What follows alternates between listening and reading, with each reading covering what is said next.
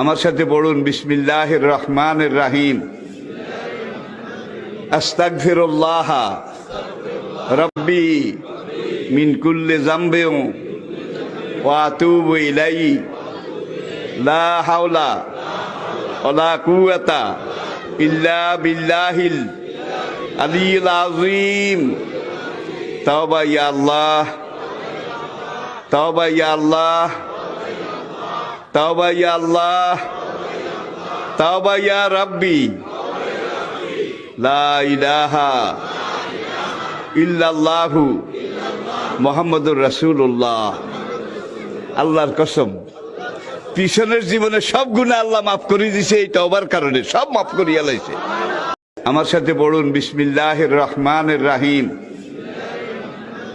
আস্তাগফিরুল্লাহ রব্বি মিন কুল্লি যামবিন